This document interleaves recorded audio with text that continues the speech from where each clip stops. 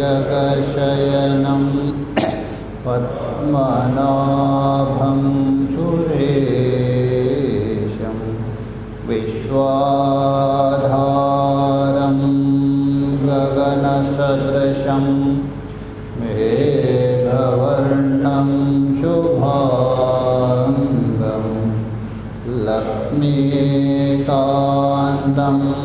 कमलनयनं योगिभिर्ध्यानगम्यं वन्दे विष्णुं भवभयहरं सर्वलोकैकनाथम् इयं ब्रह्मा वरुणेन्द्ररुद्रमरुतः स्तुन्वन्ति दिव्यैस्तवैः वेदैस्ताङ्गपरक्रमोपनिषदैः गायन्ति यं ध्यानावस्थिततद्गतेन मनसा पश्यन्ति यं योगिनो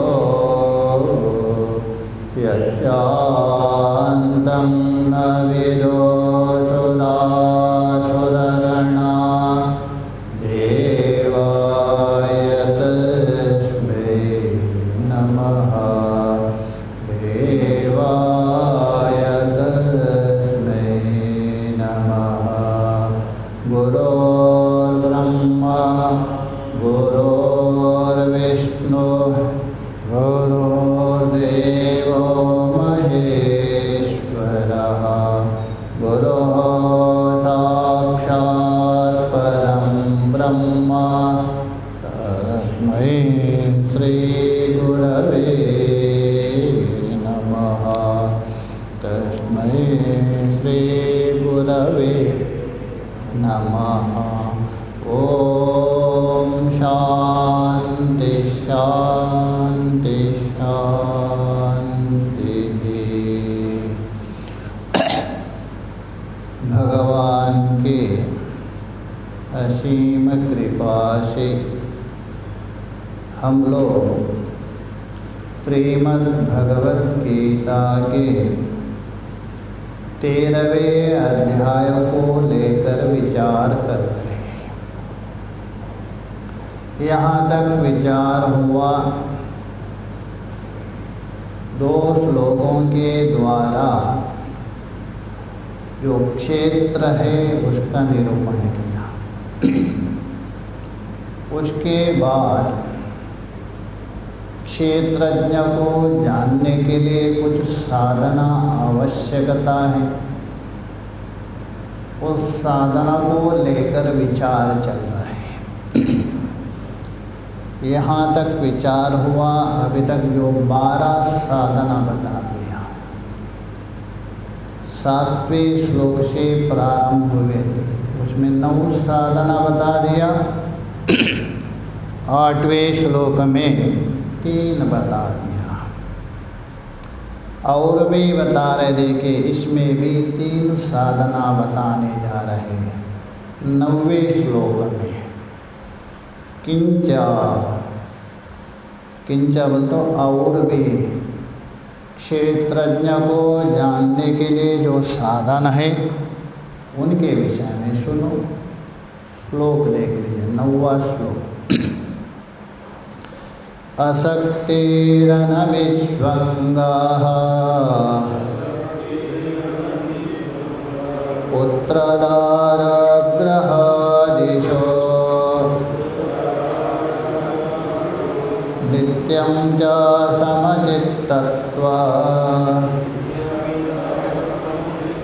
मिष्टानिष्टोपपत्तिषु।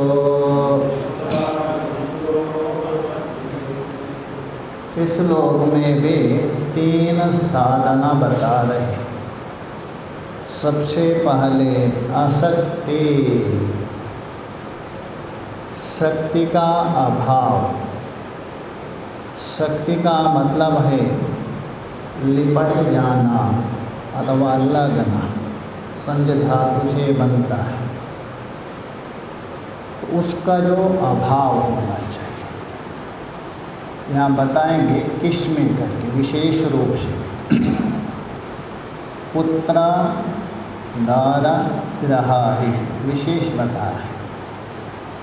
इनमें जो बिल्कुल लिपट जाना, उसमें बिल्कुल लग जाना, उसी का नाम है शक्ति, उसी का अर्थ है आसक्ति। और शक्ति का अभाव है अशक्ति। देखिए आसक्ति और अशक्ति में बहुत अंतर है। शक्ति का अर्थ है आसक्ति और आसक्ति का अभाव है अशक्ति। न शक्ति इति अशक्ति नहीं समास। शक्ति का मतलब है लगना, चिपक जाना, लिपट जाना, किसमें, पुत्र में, घर में, पत्नी में, परिवार में, उनका अभाव। तो कहने का मतलब है आसक्ति का अभाव। एक दूसरा है अनविष्वंगः। न अविष्वंगः अनविष्वंगः।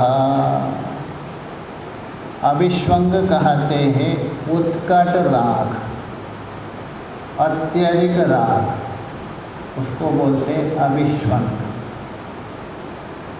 आसक्ति और अविष्वंग में थोड़ा अंतर है।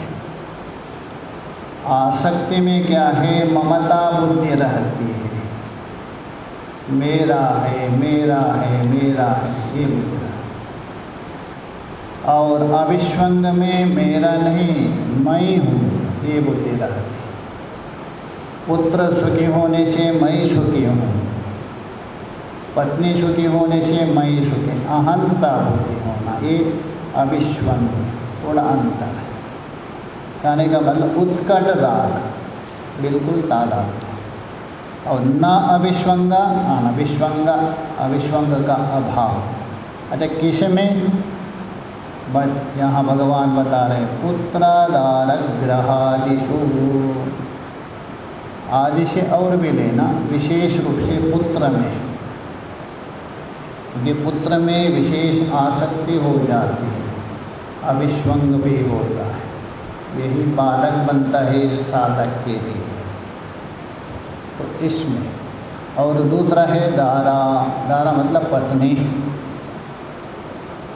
पुत्र का मतलब है, मनुज ने बताया, पुन्नाम्नो नरकाद यस्मात् पितरम त्रायते है सुतः तस्मात् पुत्र इति प्रोक्तः।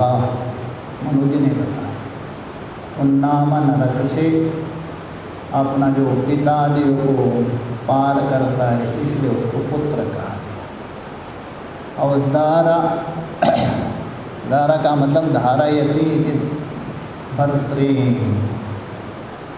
इसलिए दारा पत्नी। और गृहादिषु, गृह बोलता हूँ मकान, गृह्णाति धान्यादिकम जीवनार्थम यस्मिनिति गृहम, गृह का अर्थ करते गृह्णाति, किसको, धान्यादिकम, जीवनार्थः यस्मिन्, अपने जीवन निभाने के लिए जिसमें धान्य आदि का संग्रह करते हैं, उसी का नाम है गृह का। तो इनमें आदि भी लेना, इनमें आसक्ति का भी अभाव होना चाहिए और अविष्वंग का अभाव है। तीसरा बता रहे नित्यं च समचित्तत्वं, सदा सर्वदा चित्त का समान रहना, समान रखना, बिल्कुल। ये तीसरा है इस श्लोक का, और पूरे 15 साधन है यहाँ तक। अच्छा, किसमें समान रखना, तो बोले इष्टानिष्टा उपपत्तिषु, जो इष्ट और अनिष्ट, इष्ट का मतलब है प्रिय वस्तु, हर्ष का कारण है जो प्रिय वस्तु है, वो मिलने पर भी बिल्कुल बना, नहीं तो कभी कभी होता है प्रिया वस्तु मिलने पर इतना नाचेंगे सब हो जाएंगे, और अप्रिय मिलने पर विषाद आने पर सिर पीट पीट करके रोएंगे। तो इसलिए आप बता रहे हर्ष मतलब इष्ट का मतलब हर्ष प्रिय, और अनिष्ट का मतलब अप्रिय है विषाद, वो प्राप्त में बिल्कुल समान है, क्योंकि आज आ गया कल निकल जाएगा। इस प्रकार समानता रहना। यहाँ तक इसमें 3 बता दिया, पूरा मिलाकर 15 साधना हुए। भाष्य में देखिए, असक्ति शक्ति ही, असक्ति में पहले शक्ति का अर्थ कर रहे हैं। शक्ति किसको कहते हैं? संग निमित्तेषु विशेषु प्रीतिमात्रम।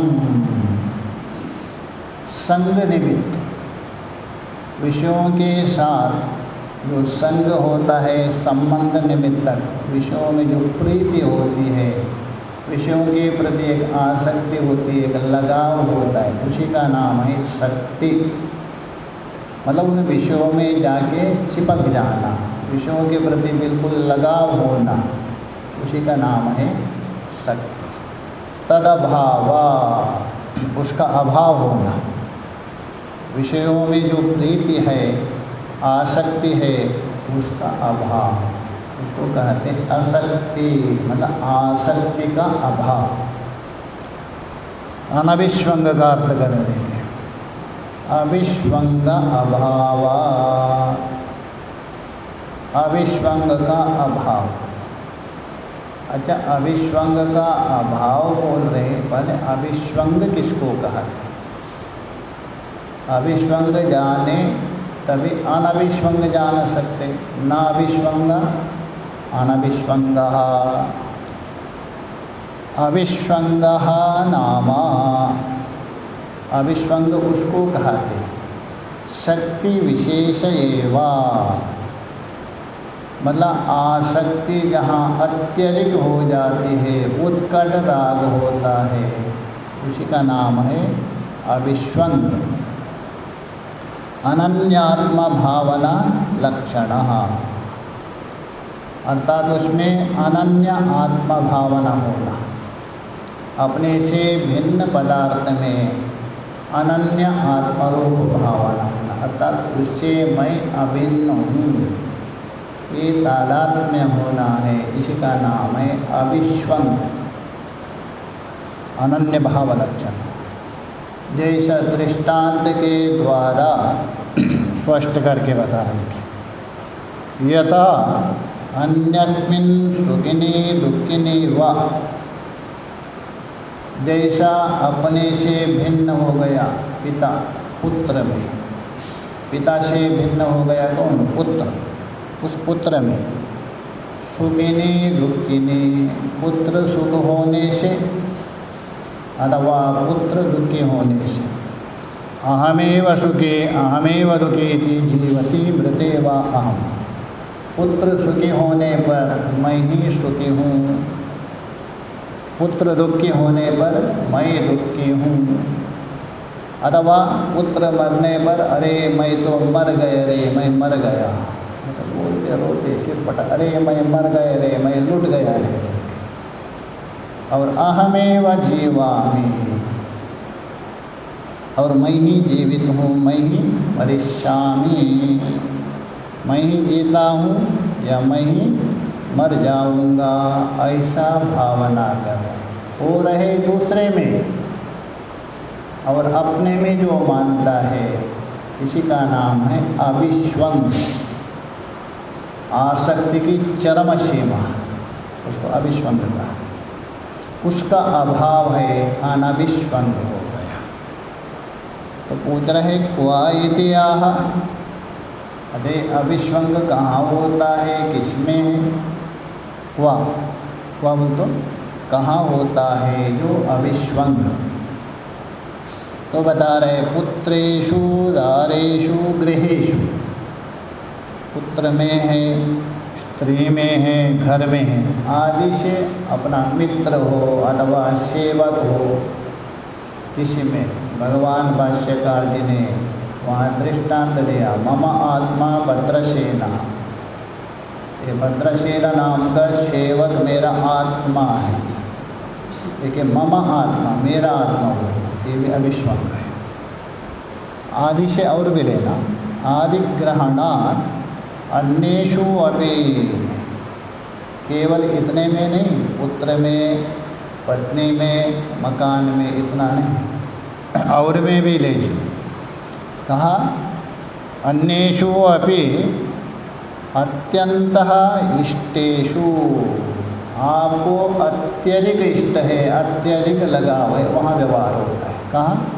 दास वर्गादिषु, अपने सेवक आदि है उनमें भी होता है। अरे तो मेरा आत्मा है। तच्छः उभयं ज्ञानार्थत्वात्, इसलिए जो आसक्ति भी और अनभिष्वंग भी दोनों ज्ञान के साधन हैं।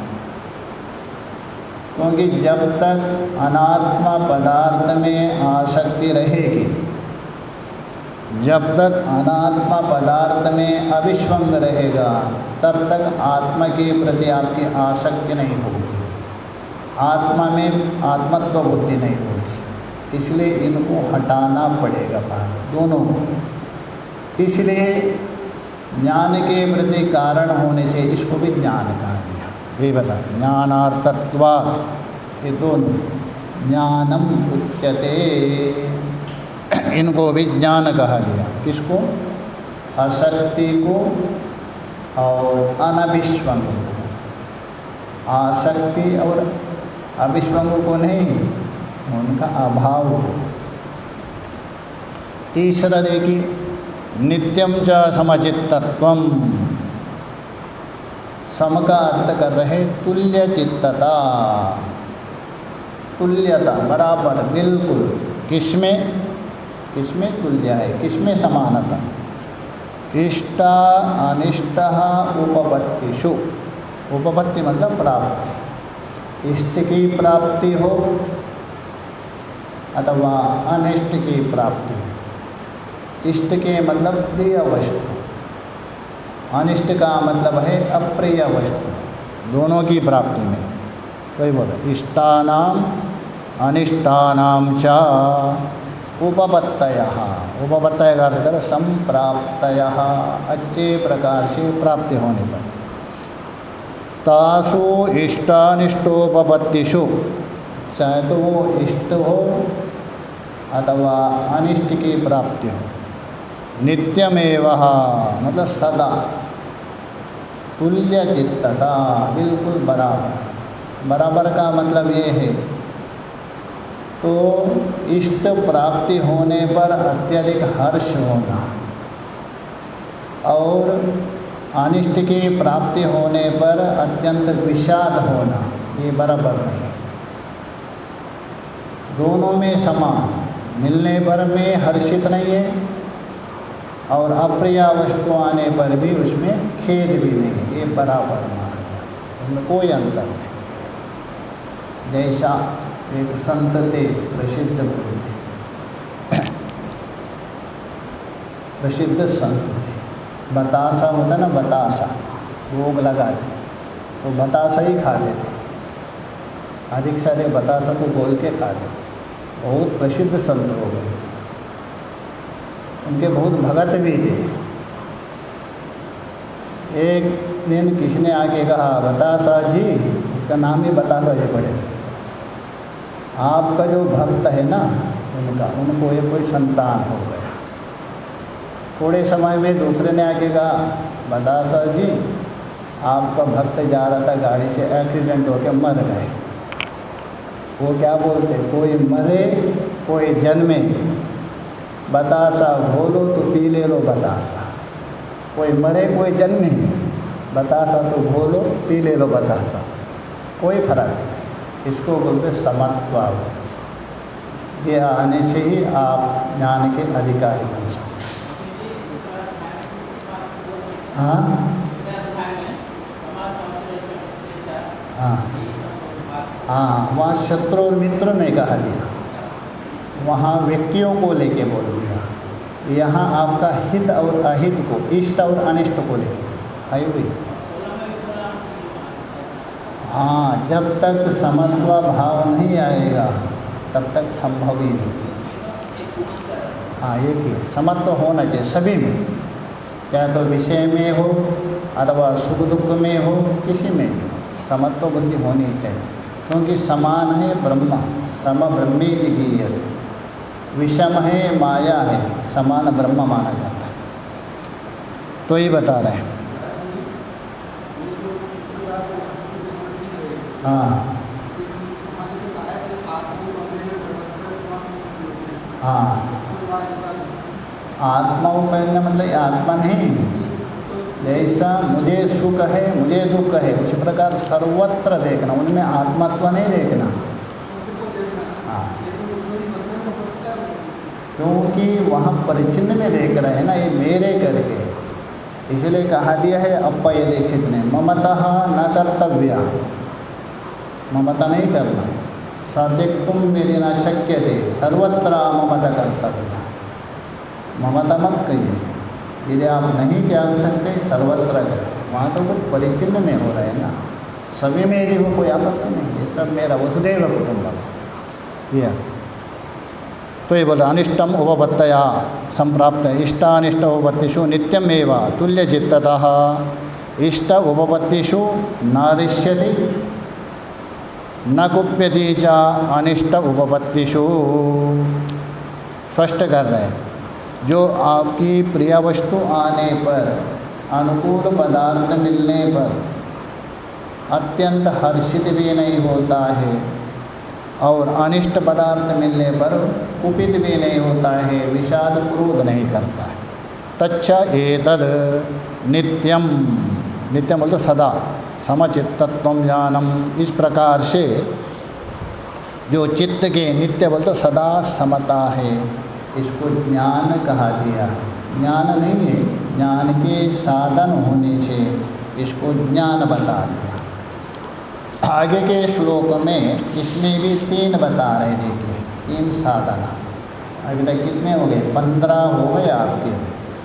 इसमें भी 3 बता रहे, किंजा, और भी ज्ञान के साधन सुनो। 10वां श्लोक देखिए, मयि चानन्य योगेन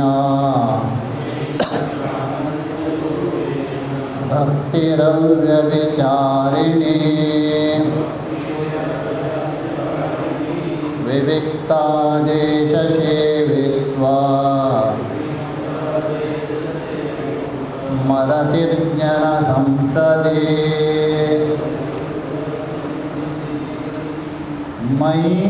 मई बोल तो परमात्मा ने, मुझे वासुदेव परमात्मा में, कहने का मतलब अपना इष्ट में जो भी हो। च अनन्य योगेन,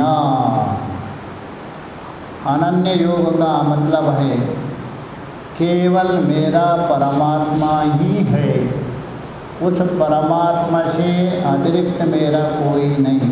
इस प्रकार निश्चित अविचल बुद्धि का नाम है अनन्य योग, इसी का नाम है अनन्य योग। परमात्मा से अतिरिक्त मेरा कोई है नहीं, वही मेरा है। इस प्रकार निश्चित और अविचल बुद्धि, उसी का नाम है अनन्य योगेन।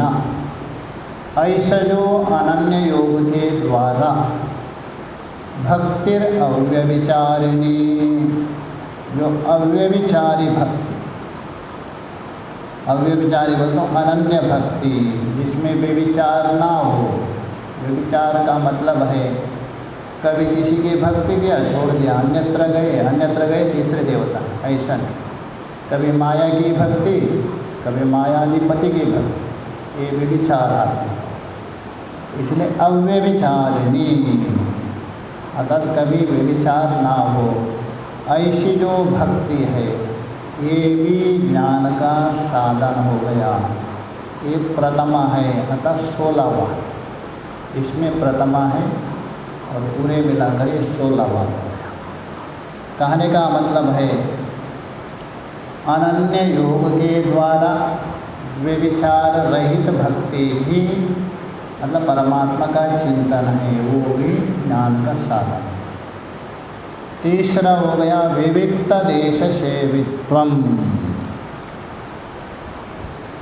17 अथवा इसके अनुसार दूसरा और उसके अनुसार 17 हो गया।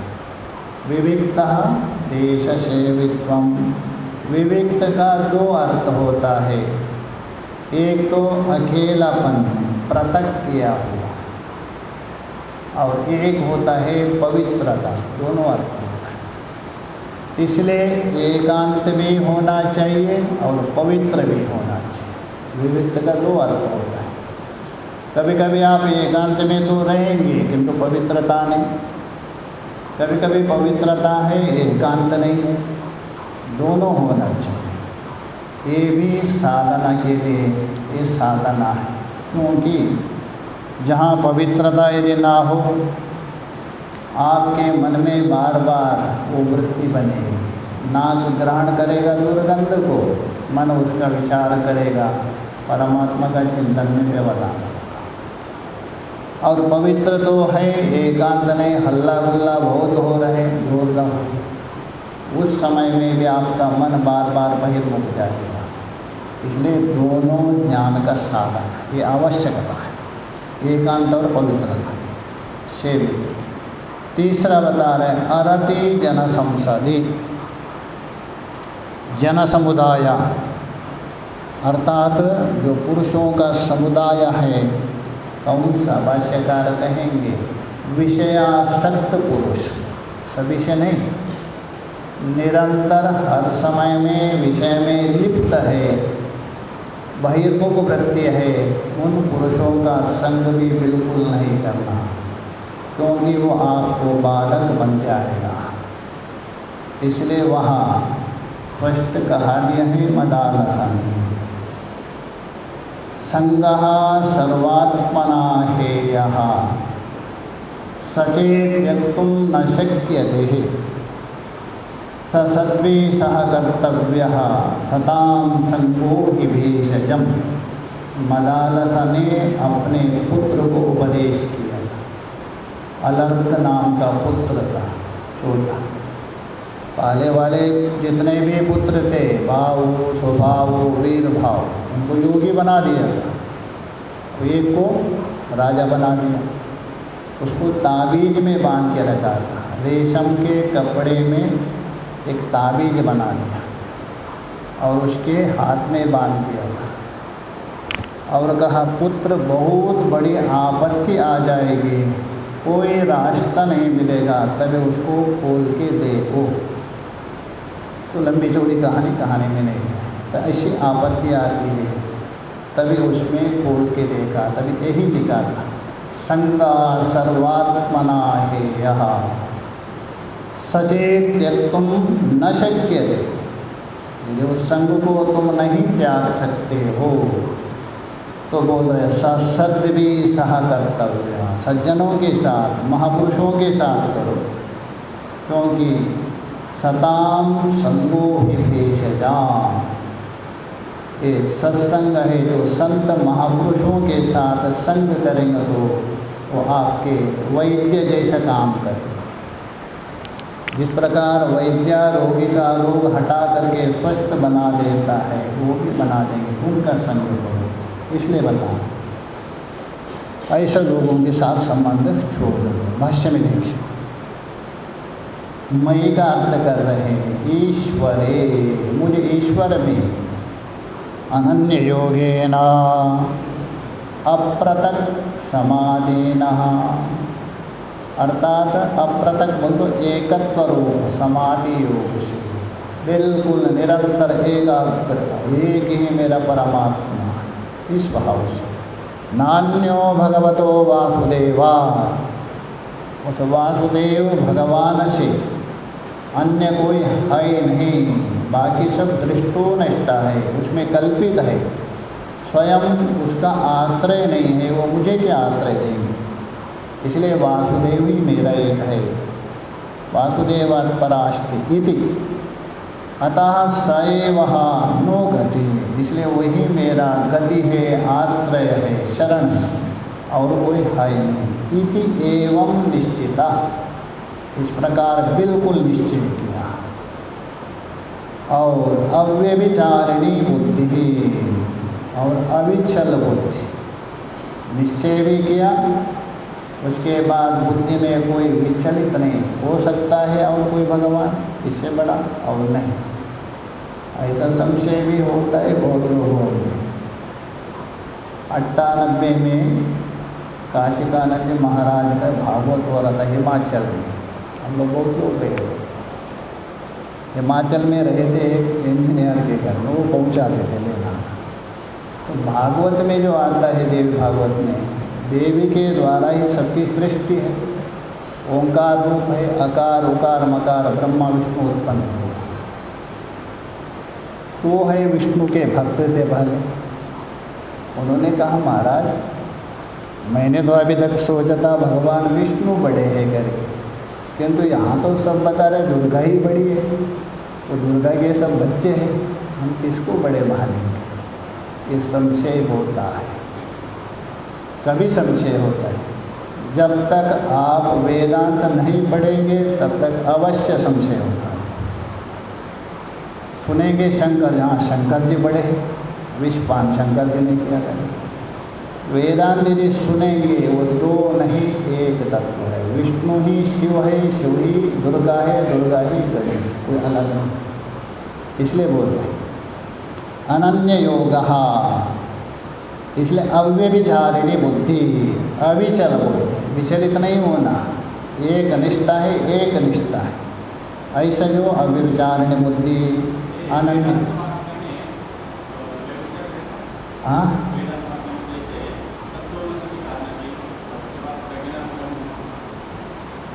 नहीं, वो आवांतर वाक्य है ना, वो विचार नहीं, आवांतर वाक्य माना जाता है। आवांतर बोलते हो महावाक्य का सहायक है। सत्यम जानम अनंतम आदि है ना। देखिए तत्वमसि वाक्य है, महावाक्य है।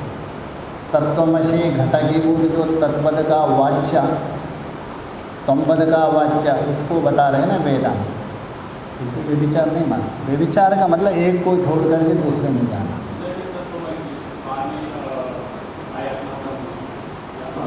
नहीं, वो एक ही है, एक ही, कोई अलग अलग नाम। यदि अलग मानेंगे तो दोष है। तत्वमसि जो बता रहे हैं वही अहमस्मि, एक ही वही, उपदेश अलग अलग। यदि आप भेद समझे तो अलग अलग वाक्य गलत। जैसा शिव अलग है, विष्णु अलग है, नाम से अलग है। एक दिन मैंने बताया था, एक उपदेशात्मक है, एक अनुभवात्मक है, एक शोधनात्मक, 4 वाक्य, उसको लेके गया। भेद नहीं हुआ, एक ही है।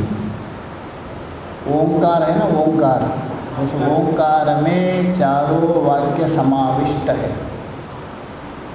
समझाने के लिए आपको अलग अलग रुचि नाम हो, चित्र भेद नहीं है, एक ही है, कोई भी एक ही वाक्य। तो उसको बता रहे हैं तेना भजनम भक्ति, भक्ति का अर्थ कर रहे हैं।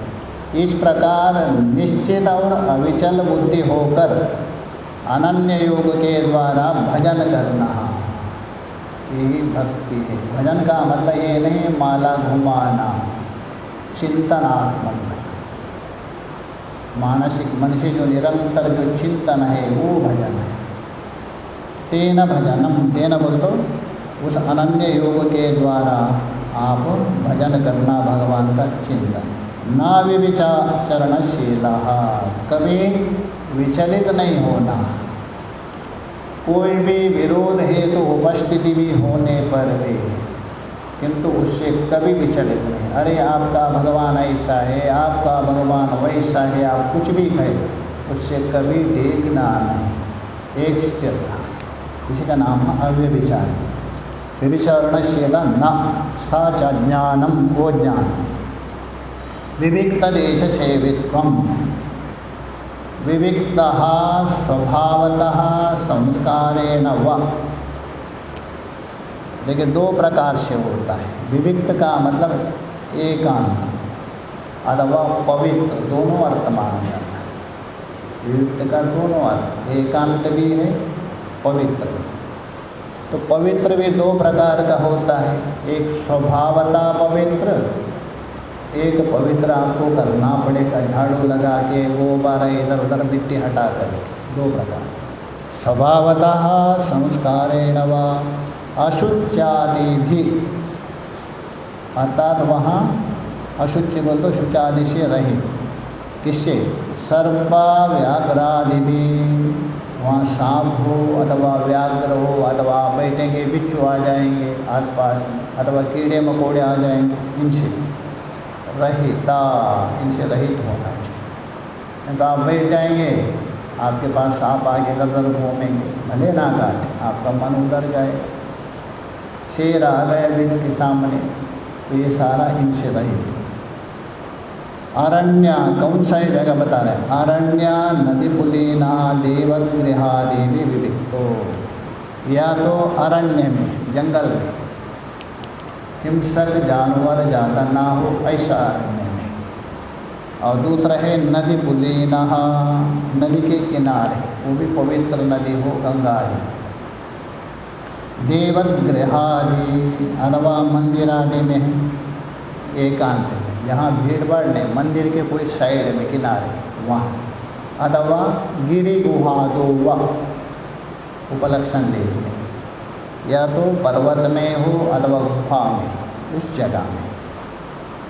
विविक्तो हो, एकांत में, देशा तम सेवितुम शीलम यस्याः, ऐसा एकांत जगह को ही सेवन करना, रहने का स्वभाव है जिसका, मौलिक समाज इति विविक्त देश सेवी तद्भावो, ऐसा भाव मतलब स्वभाव, इसका स्वभाव।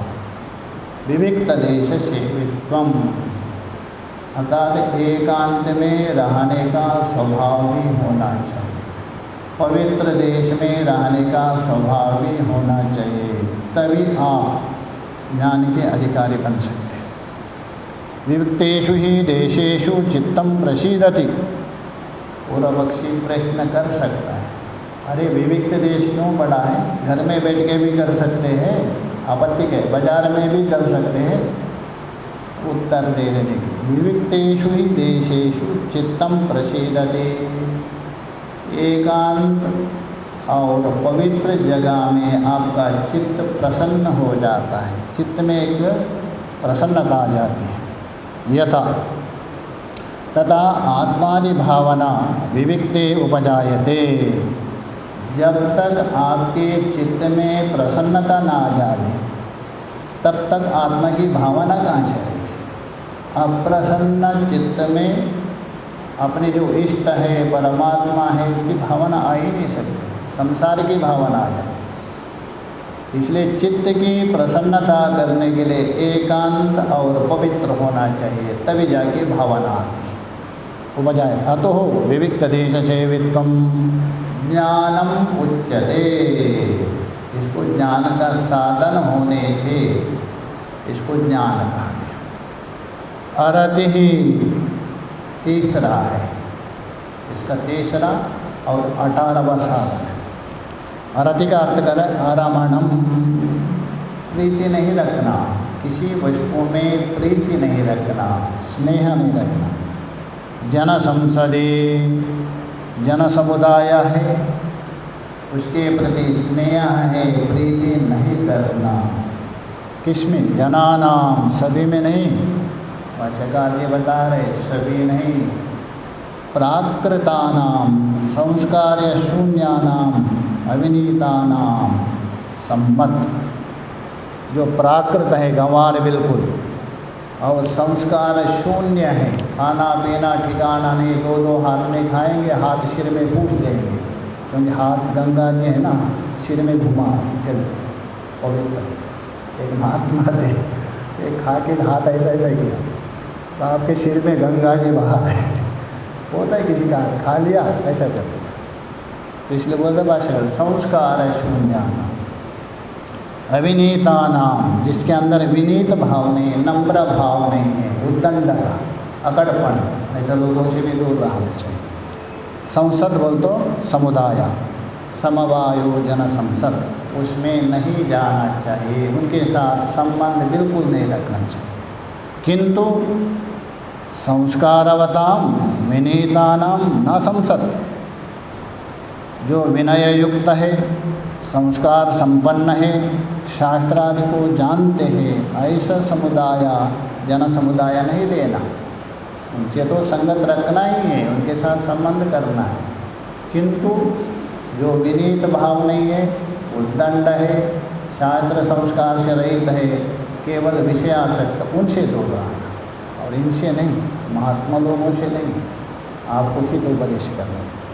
तस्य ज्ञानोपकारकत्वाद, इसलिए ज्ञान के उपकारक होने से वो भी ज्ञान कहा गया। अतः प्राकृतः जनसंसदि अरति ज्ञानार्थत्वात् ज्ञानम, इसलिए जो प्राकृत जन समुदाय है, प्राकृत का मतलब है गंवार, आचार विचार से रहित, उनके प्रीति का अभाव नहीं रखना।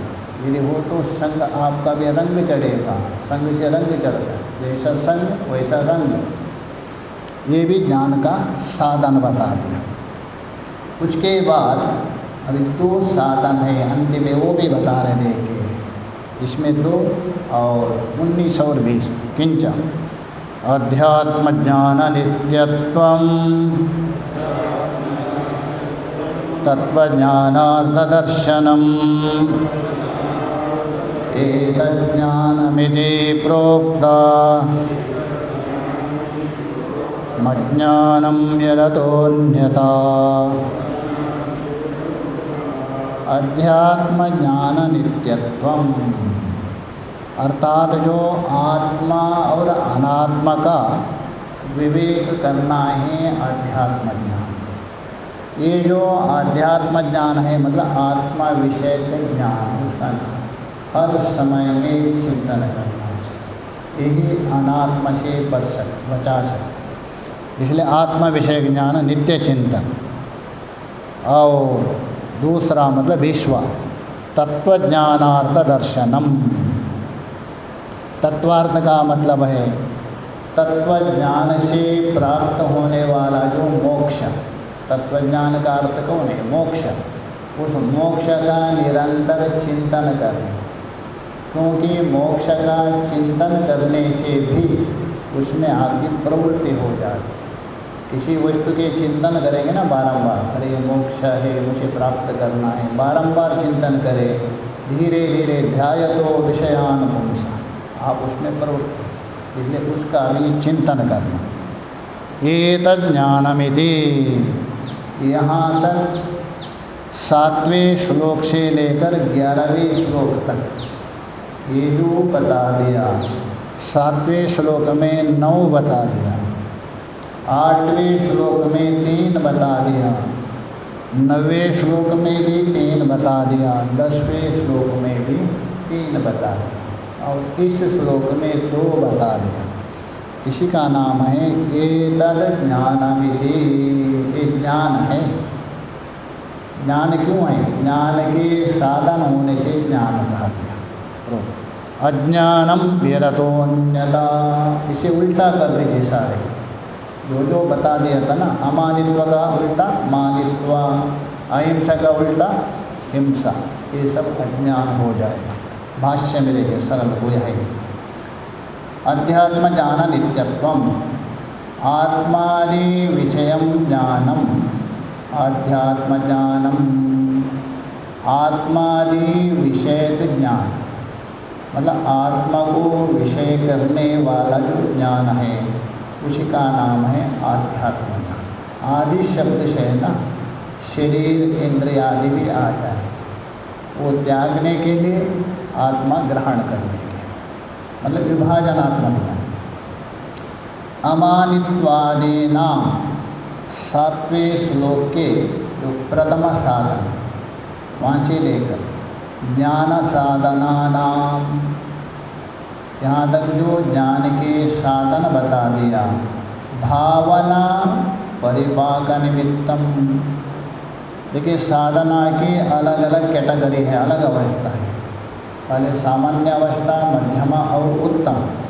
जो साधना है करते करते करते इतना परिपक्व भाव प्राप्त किया, साधना की चरम सीमा में गए, इसी का नाम है परिपाकन।